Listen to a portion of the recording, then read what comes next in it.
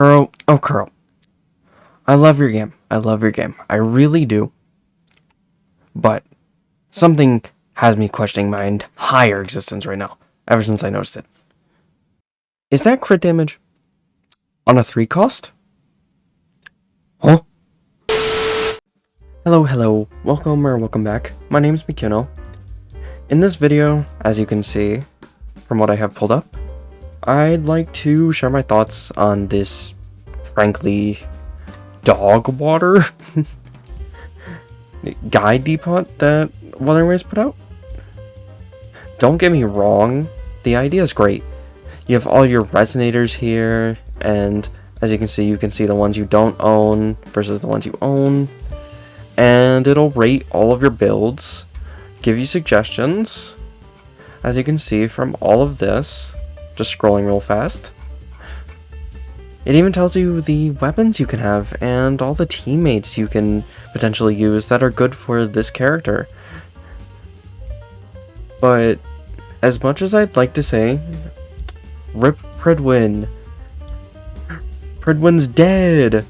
Everyone, stomp on Pridwin's grave. We finally have an in-game guide. No. The execution of this, as it stands now, most of these are good, but some of them, downright awful. Downright dog water. Misleading garbage. And saying that, I'd like to take a look on something that's actually good in this, and a good example of how this guide should work. Funny thing just happened while I was going to record the segment I was going to do for the good, which was Cartethia. The game didn't want me to. You see this? You see this nightmare crownless as a suggestion for Cartethia? What's going on here? Hello? Kuro? Ah, yes. Havoc damage bonus. Havoc damage bonus. Oh. Why did it say I have... Is this Camellia's? Is this Camellia's build? Hello? Yes, it is. What was that? Well, there's another reason for this all being so half-baked. There you go. Okay. After that brief interruption, the premise of this, as I stated, is awesome. It's to help new and old players build their favorite characters from the weapon choices. You have echo set suggestions, partners, and if you scroll down, you have their weapon suggestions and their echo sets. And on top of this, even some recommended stat targets, it's really cool. And it's a really helpful guide on its surface. Cartethia's guide here, for example, at a glance, all these main stats, excellent, very good, very right, and very cool. Partners look good, the alternatives look decent, I don't have any qualms here. The weapon choices are good. I would have liked to see a 4-star here, but it's really easy to get 5 stars in this game, I guess. And the really cool thing I found, my echo stats are right here. And right here. It's really cool and easy to compare all of these. And it gives you all these stat targets right here. And here's my current ones compared to them. But even with this, these recommended stat targets, in my opinion, are way too high. Like, 70-260 is crazy. 70% crit rate on these types of builds is mind-boggling to get. It's so annoying, because you have to get near perfect rolls for this. So 70-260, that's crazy, dude. Also, Cartethia doesn't need that much energy. Sure, I don't have enough. I only have 100%, which is the base amount, but 130s a little much. But I will get to this later in my ugly section. This is what this guide aims to achieve. It's a really decent little guide on the surface. You have everything you need just in this little info tab here. And it even rates your build, which is really cool. And especially for newer players, just hopping into the game, they're going to see this guide depot and go, ooh, here's my character I have right now. How do I build them? And they would go over to, you'd say, Sanhua because she's free, and bam! They have build suggestions. They probably don't know what these weapons are, but all in all, this is a good little thing to have. But that's also the danger of it, because there are some things that are very questionable here that if you take granted, especially as a new player, you will be thrown really off track. And that's the main point of what I'm trying to get at here. Now, it's time to look at some of the more interesting builds and guides in this.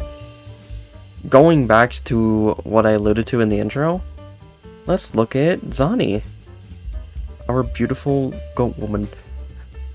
On the surface, it looks awesome. 3-4-3-1-1.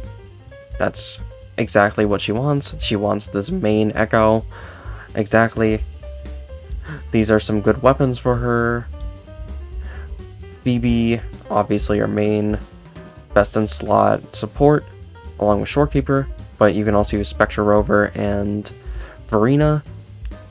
That's perfectly fine, but if you start to scroll down, you start to question some things here, like recommended defense stat. Huh? Interesting. I didn't know Zani scaled on defense. I guess she has a shield. And if we scroll down even further, as I said in the intro, crit damage on a 3 cost. Wow. Like, Kuro, what is this? Did we proofread this? Like, I know it's contributed by someone else, but at least we had to proofread this.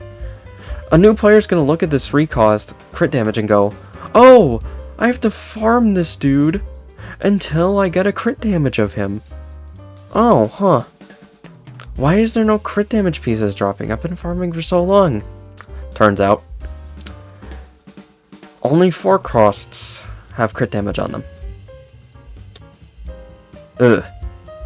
And also, I scrolled down a bit more.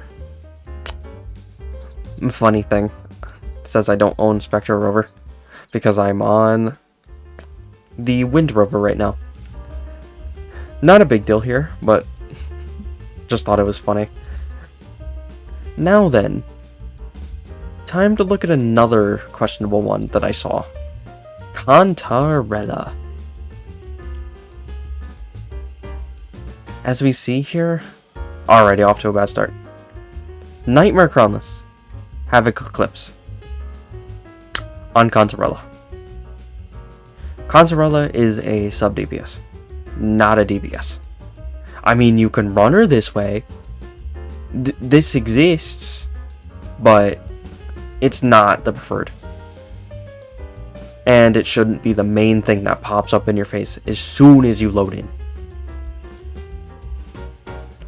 And once again, scrolling down, unrealistic stat. Well, not unrealistic, but min-max stat targets, of course. And I see her main set here for her Havoc teams, but where's Empyrean Anthem? We are up here, we're suggesting her for Jinchi, so where's Empyrean Anthem? And going a step further, where is the Moonlit Clouds? Suggestions? Hello? Also, of course, we're recommending resonance nodes, which, well, sequence nodes, sorry. I don't like this, but to each their own. It's okay, I guess. You don't have to get them. And yeah, it's really misleading. And that's the main consensus of most of these. Like, if we hop over to Brant, love this man. He looks good on the surface, but where's the mention of him also being able to use the other fusion set? He uses it if he doesn't have an ER weapon to spare. Where? Hello?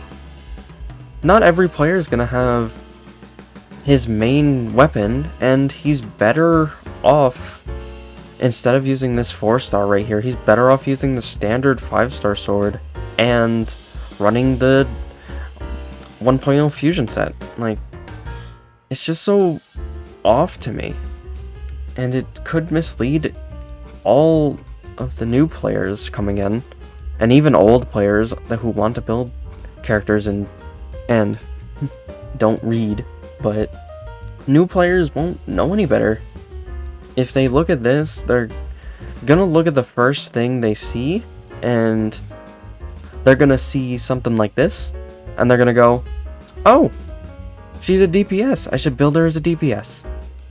Which is not true, and very misleading. They would farm the wrong sets and work towards these really high stat goals, and they might not even know that their builds, even if they don't hit this stat goal, are great. They're awesome. Like, I myself have been playing for a year, and I barely hit any of these stat goals that they list. Like, in my most invested character, Carlotta, I only hit 2 of them. Of course, there's a 70% crit rate again. But yeah, in reality, my build's really good. It's completely fine. And that's my main gripe with this. Because people who look at this at face value are bound to be misled on some of these characters. And it's just really sad to see from an official guide. And it needs to be fixed. I honestly have zero idea how some of this stuff in those guides got through Wuthering Waves. Whatever system they use for that. But some of that stuff is just absolutely misleading and will throw new players off if they are presented with it. And that's why I hope that it's continued to be improved upon, so players can actually just take it for granted and be fine with how their builds end up. However, I've seen a lot worse from this guide system when it was first introduced. Like, in particular, Zani's. Zani's was like way worse when I first looked at it. Like, showing this on screen now. Yeah. If this system continues to be improved, our gacha rotted brains actually have something to use. Instead of going on Pridwin, doing all that Google searching, doing all that YouTube searching for the perfect guide video, and God forbid, we actually have to read that, like, 500 word long essay for each skill that these characters have nowadays to actually build them effectively. Yeah, no. Anyways, as all YouTubers in the millennium of YouTube say, please, comment, subscribe. Chang Li will appear in your room at 3 a.m. if you do. So please. Anyways, for real though, if you have any criticisms of like my content or what I've said in this video, I know I ramble a lot. I'm trying to work on that, but any criticisms at all, let me know. Honestly, I am very open to criticism, and I actually enjoy hearing other people's thoughts. This is actually like my main reason for making this channel, is to hear other people's thoughts. And no matter how small the community I create may be, hearing those thoughts is just very meaningful to me, as I like refining my own opinion based on them. Anyways, careful, there might be a banana peel on your floor right now. Haha, made you look. Don't slip on it. This is Mikino, signing off. Bye-bye.